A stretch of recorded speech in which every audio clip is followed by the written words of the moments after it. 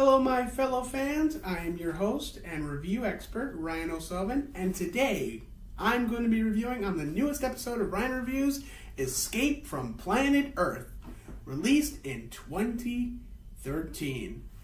Now, when it comes to sci-fi films, I'm usually a humongous, and I mean just humongous fan. When it comes to films like Planet 51, Ice Age Collision Course, The Wiggle Space Dancing, Ron's Gone Wrong, does that really count as one? But who cares? But when I first saw Escape from Planet Earth, I loved it. I mean, it's just, when I first watched it, it feels like you just stepped right into heaven. But now that we're looking at this movie, will the film be as out of this world and exciting? Or will this film want us to escape from this planet? Let's jump right in, shall we? Okay, first let's talk about the story. So the story is sort of like two things that come together as one. One of them is a family film, like say Ice Age or maybe Toy Story. And another one is like an escape film, like say Chicken Run. But just take those films and turn them into a animated alien film, and this is pretty much what you get. So the film is basically about two aliens named Scorch and Gary, who are brothers and have to go to the dark planet, aka Earth. Actually, that is what they call it. They never really, I don't think they call it Earth. Do they? But anyways, what I like about the film is that it really shows how strong Gary really wants to save his brother from Earth, aka Area 51, alongside with their new friends from Area 51, who want to escape from the planet as well. But along the way, they face like soldiers, a food fight, and a giant ray that can destroy anything. Literally anything. But the one thing I love most about the film is the strong bond between Gary and Scorch. And if that isn't family love, I don't know what is. And well, the story also has like a bland and unique plot that we've heard so many times of trying to get back home. I mean, yes, I've said this when I reviewed Ice Age Continental Drift, but with this one, it just doesn't feel bland. It just feels like it was original. I mean, I don't know how, but they managed to do it. So, great job, Escape from Planet Earth. Great job indeed. Now let's talk about the animation. Of course, this was made by Rainmaker Entertainment. Same people who made films like The Book of Life, Ratchet and Clank, and those horrible Hoodwink films. Ugh, terrible. But what I like about the animation for this film is that it tries to be unique and very well made. Okay, maybe not with the characters themselves. I mean, don't get me wrong, they do have well known and very unique designs. But same with the backgrounds as well, like space, some of the planets, the 7-Eleven, and even Area 51. But especially my one favorite thing about the animation is during the food fight scene where the aliens fight with the Area 51 guards, which I don't only find that incredibly well made, but I also find it hilarious. And I know Rainmaker Entertainment isn't really well known for the best animation, but hey, at least they gave it their all. Now let's move on to the most important part of any animated film, the characters. And let me just say, they have more characters than DreamWorks and Blue Skies combined. Okay, let's start off with the main characters themselves.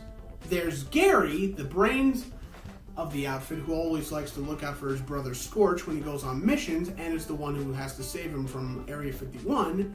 There's, of course, Scorch, who I just said, who is the stronger brother and doesn't really think ahead and listen to Gary's plans.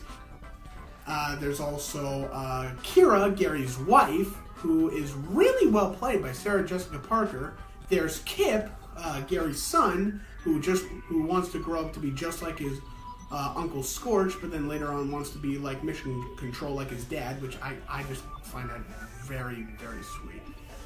And then there are the Area 51 aliens.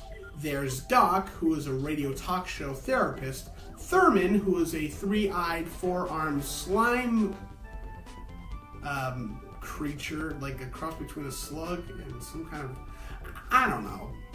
And then there's Io, a giant crab-like alien with an eye that kind of looks sort of like Mike Wazowski's. I have no idea why Io looks like Mike if he just turned into a giant lobster, but Rainmaker, you could have done better. But there's not just those characters. There's also some other characters. There's Shanker, the general of Area 51, who wants to destroy all alien life. The Greys, who are three little aliens who then later on talk and sound like the Beatles. There's Hawk and Hammer, two dudes who kind of are very interested in aliens, but are just really the comic reliefs. And then there's James Bing, who is, of course, if Ricky Gervais just turned into, say, a navigation system. And then finally, there's Lena, the another villain of the film who wants to give all this blue power stuff. Like, it's what they use to, like, build up, like, the giant super weapon, if you've ever seen the film before. The giant ray that will literally destroy anything in space, like asteroids, even planets. And she's not really a threatening villain, but she just gets tricked by Shanker because he's just trying to pretend to date her to get the plutonium, I think that's what it's called? I don't know, let me know in the comments below. But even though the characters are somewhat bland, funny, and sometimes annoying, they're still very, very enjoyable. And that just sums it all up for Escape from Planet Earth. Sure, it's not one of the best sci-fi films, but at least it's one I think you'll really enjoy. Escape from Planet Earth is a wondrous and imaginative animated film that I think a lot of people should really check out, with wonderful characters, very unique animation, and a great story. So to sum it all up, I'll give the story a 7 out of 10 for being somewhat original and, of course, being unique and heartwarming. The animation, a 8 out of 10. Maybe not possibly the best, but hey, at least I'll give them something. And for the characters, a 6 out of 10. So I guess I have no choice, but I'm going to give this film the Fantastic Film Award. I mean, if you haven't checked out this film, I highly recommend you do. It's hilarious, it's fun, it's possibly one of the best sci-fi films I've seen in a long time. But now, my friends, before I go, it's time to pick a movie from the movie hat. So I'll shake it around, and I will pick a movie. Alright, got one? Let's see what I got. Well, yeah! Okay. Oh man, this is a film I haven't seen in a long time. Alright, so here's your hint. This is a film about party animals. There's your hint, and I hope you enjoyed this review.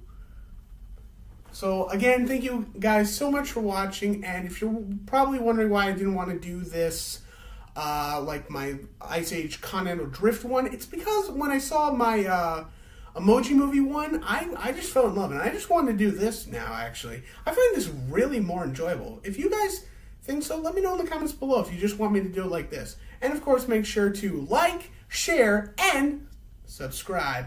And until then, have a nice day, my friends. We'll see you next time. Farewell.